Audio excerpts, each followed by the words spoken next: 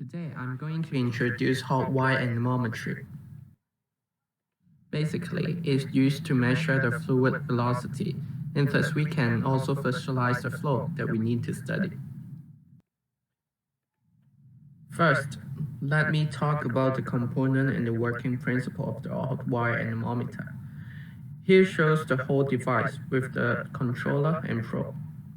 For the probe, it consists of a very thin wire which is between the two supports.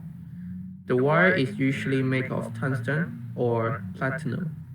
The wire is heated up when we pass the current through it. The flowing fluid that we want to measure will cool down this wire when it flows past the wire, and therefore the temperature is dependent on the flowing velocity. Now, let's move on to a mathematical derivation of the working process.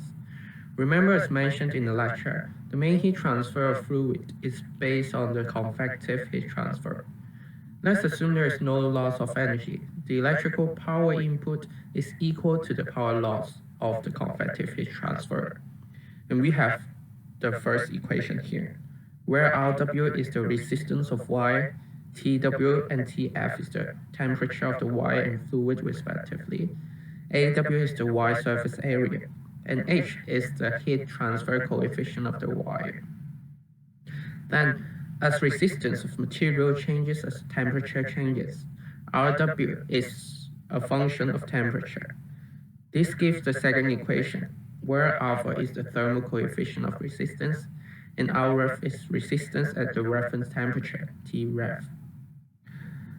According to King's law, the heat transfer coefficient H is a function of fluid velocity, Vf, where A, B, C are the coefficients obtained from calibration. By combining the above equations, we can obtain the following equation. And by changing of subject, we can solve for the fluid velocity, and we get the final equations, with all the independent variables measurable.